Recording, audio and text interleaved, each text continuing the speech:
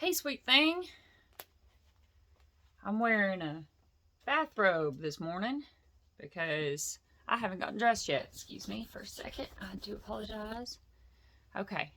Sorry about that. Camera was grossy. Okay. Chapter 11. On the Doorstep. In 2 days going, they rode right up to the...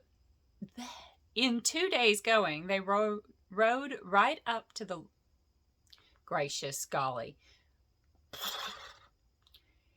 In 2 days going, they rode right up the long lake and passed out into the river running, and now they could all see the lonely mountain towering grim and tall before them. The stream was strong, and their going slow. At the end of the 3rd day, some miles up the river, they drew in to the left or western bank and disembarked. Here they were joined by the horses, with other provisions and necessaries, and the ponies for their own use that had been sent to meet them. They packed what they could on the ponies, and the rest was made into a store under a tent. But none of the men of the town would stay with them, even for the night, so near the shadow of the mountain. Not at any rate until the songs have come true, said they. It was easier to believe in the dragon, and less easy to believe in Thorin in these wild parts. Indeed, their stores had no need of any guard, for all the land was desolate and empty. So their escort left them, making off swiftly down the river and the shoreward paths, although the night was already drawing on. They spent a cold and lonely night, and their spirits fell. The next day they set out again. Balin and Bilbo rode behind, each leading another pony heavily laden beside him. The others were some way ahead, picking up a slow road, for there were no paths. They made northwest, slanting away from the river running, and drawing ever nearer and nearer to a great spur of the mountain that was flung out southwards towards them. It was a weary journey, and a quiet and stealthy one. There was no laughter or song or sound of harps, and the pride and hopes which had stirred in their hearts at the singing of old songs by the lake died away to a plodding gloom.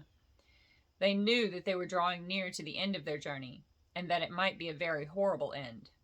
The land about them grew bleak and barren, though once, as Thorin told them, it had been green and fair.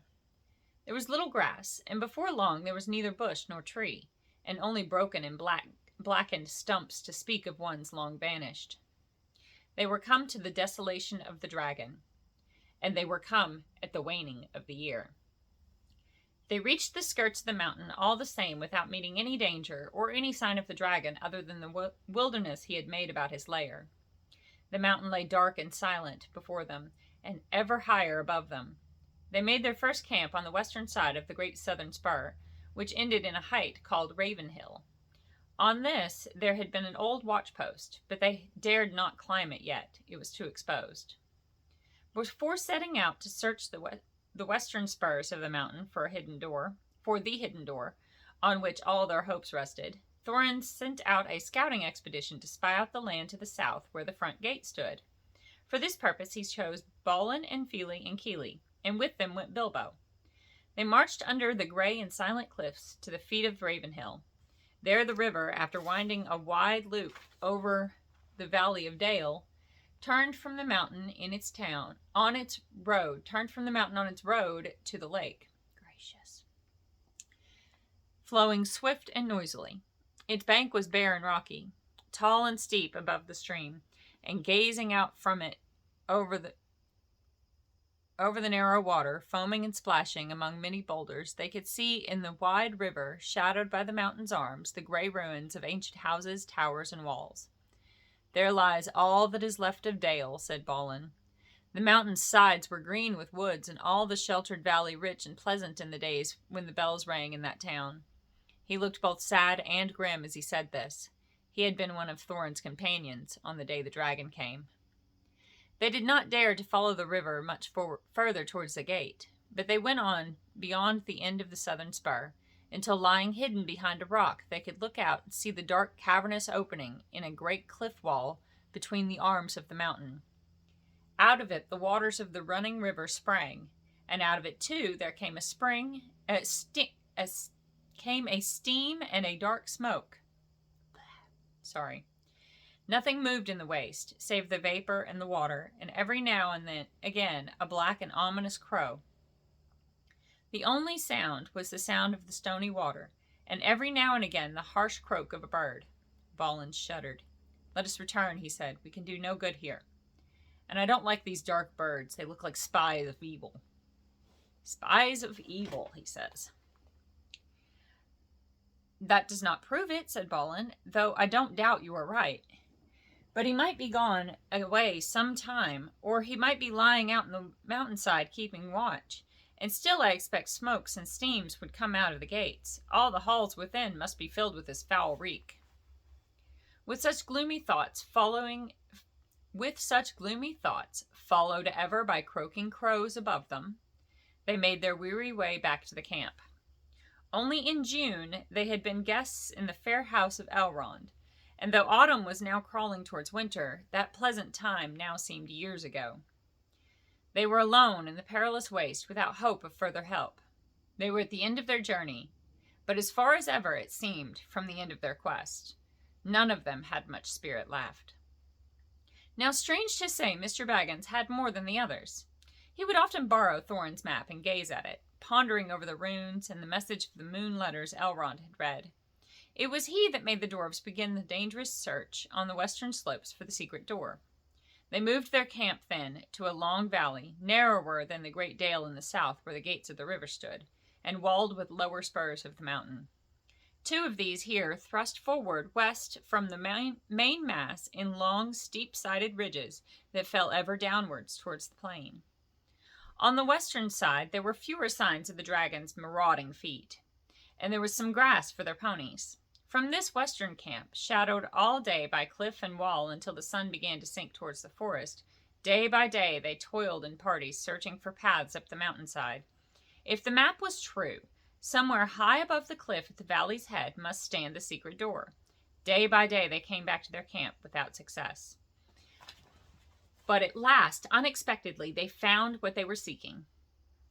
Fili and Kili and the Hobbit went back one day down the valley and scrambled among the tumbled rocks at its southern corner. About midday, crawling behind a great stone that stood alone like a pillar, Bilbo came on what looked like rough steps going upwards. Following these excitedly, he and the dwarves found traces of a narrow track, often lost, often rediscovered, that wandered on to the top of the southern ridge and brought them at last to a still narrower ledge, which turned north across the face of the mountain. Looking down, they saw that they were at the top of the cliff at the valley's head, and were gazing down on their own camp below. Silently, clinging to the rocky wall on their right, they went in a single file along the ledge, till the wall opened, and they turned into a little steep-walled bay, grassy-floored, still and quiet. Its entrance, which they had found, could not be seen from below because of the overhanging of the cliff, nor from further off because it was so small that it looked like a dark crack and no more. It was not a cave, and was open to the sky above, but at its inner end a flat wall rose up that in the lower part, close to the ground, was as smooth and upright as mason's work, but without a joint or a crevice to be seen. No sign was there of post or lintel or threshold, nor any sign of bar or bolt or keyhole. Yet they did not doubt that they had found the door at last. They beat on it, they thrust it, and pushed at it. They implored it to move. They spoke fragments of broken spells of opening, and nothing stirred. At last, tired out, they rested on the grass at its feet, and then at evening began their long climb down. There was excitement in the camp that night. In the morning they prepared to move once more. Only Boffer and Bomber were left behind to guard the ponies and such stores as they had brought with them from the river. The others went down the valley and up the newly found path, and so to the narrow ledge. Along this they could carry no bundles or packs, so narrow and breathless was it, with a fall of 150 feet beside them onto sharp rocks below. But each of them took a good coil of rope wound tight around his waist, and so at last, without mishap, they reached the little grassy bay. There they made their third camp, hauling up what they needed from below with their ropes. Down the same way they were able occasionally to lower one of the more active dwarves, such as Kili, to exchange such news as there was, or to take a share in the guard below, while Boffer was hauled up to the higher camp. Bomber would not come up either the rope or the path. "I am too fat for such fly walks," he said. "I should turn dizzy and tread on my beard, and then you would be 13 again. And the knotted ropes are too slender for my weight." Luckily for him, that was not true, as you will see.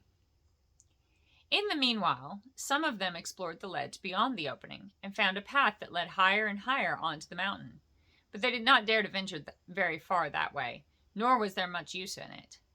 Out up there, a silence reigned, broken by no bird or sound except that of wind in the crannies of stone. They spoke low and never called or sang, for danger brooded in every rock. The others, who were busy with the secret of the door, had no more success. They were too eager to trouble about the runes and the moon letters, but tried without resting to discover where exactly in the smooth face of the rock the door was hidden. They had brought picks and tools of many sorts from Lake Town, and at first they tried to use these, but when they struck the stone, the handles splintered and jarred their arms cruelly, and the steel heads broke or bent like lead. Mining work, they saw clearly, was no good against the magic that had shut this door, and they grew terrified, too, of the echoing noise. Bilbo found sitting on the doorstep lonesome and wearisome.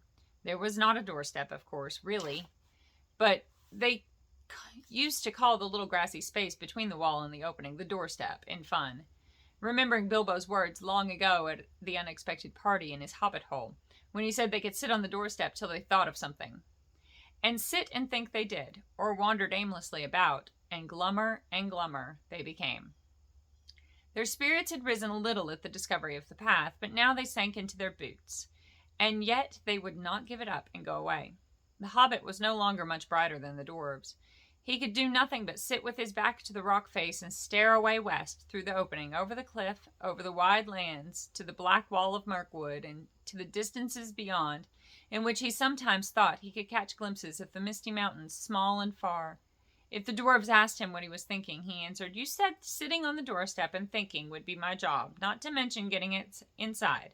So I am sitting and thinking." But I am afraid he was not thinking much of the job, but of what lay beyond the blue distance, the quiet western land and the hill and his hobbit hole under it. A large gray stone lay in the center of the grass, and he stared moodily at it, or watched the great snails. They seemed to love the little shut-in bay with its walls of cool rock, and there were many of them, of huge size, crawling slowly and slickly along its sides. "Tomorrow begins the last week of autumn," said Thorin one day, "and winter comes after autumn. "And next year after that," said Dwalin, "and our beards will grow till they hang down the cliff to the valley below before anything happens here. What is our burglar doing for us? Since he's got an invisible ring and ought to be a specially excellent performer by now, I'm beginning to think he might go through the front gate and spy things out of it." Bilbo heard this. The dwarfs were on the rocks just above the enclosure where he was sitting. And good gracious, he thought, so that is what they are beginning to think, is it? It is always poor me that has to get them out of their difficulties, at least since the wizard left. Whatever am I going to do? I might have known that something dreadful would happen to me in the end. I don't think I could bear to see the unhappy Valley of Dale again. And as for that steaming gate... That night he was very miserable, and hardly slept. Next day the dwarves all went wandering off in various directions. Some were exercising the ponies down below. Some were roving about the mountainside. All day Bilbo sat gloomily in the grassy bay, gazing at the stone, or out west through the narrow opening. He had a queer feeling that he was waiting for something. Perhaps the wizard will suddenly come back today, he thought. If he lifted his head, he could see a glimpse of the distant forest, and as the sun turned west, there was a gleam of yellow upon its far roof, as if the light caught the last pale leaves. Soon he saw the orange ball of sun sinking towards the level of his eyes. He went to the opening, and there, pale and faint, was a thin new moon above the rim of the earth. At that very moment he heard a sharp crack behind him. There on the gray stone in the grass was an enormous thrush, nearly coal-black, its pale yellow breast freckled with dark spots. Crack! It had caught a snail and was knocking it on the stone. Crack! Crack! Suddenly Bilbo understood. Forgetting all danger, he stood on the ledge and hailed the dwarves, shouting and waving. Those that were nearest came tumbling over the rocks and as fast as they could along the ledge to him, wondering what on earth was the matter. The others shouted to be hauled up the ropes, except Bombur, of course. He was asleep. Quickly Bilbo explained. They all fell silent, the hobbits standing by the grey stone, and the dwarves with wagging beards watching impatiently. The sun sank lower and lower, and their hopes fell. It sank into a belt of reddened cloud and disappeared.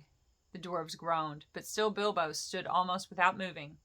The little moon was dipping to the horizon. Everything was coming on.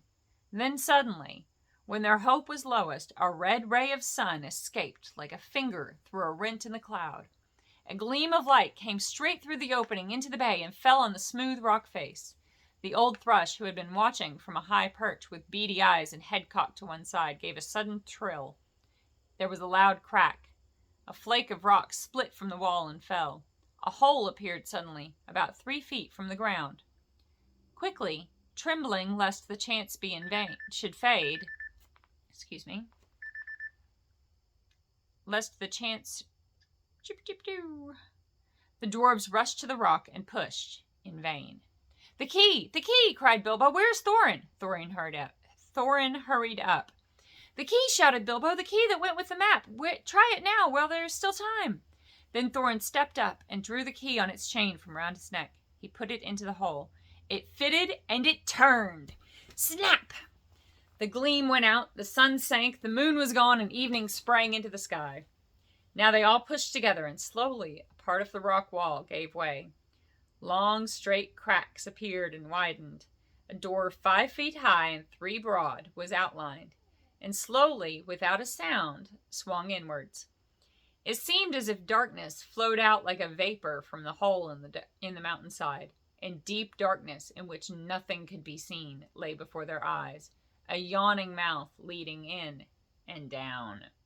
Dun, dun, dun! That's the end of chapter 11. Next, we'll have chapter 12, and that's inside information, but that will have to wait for another time.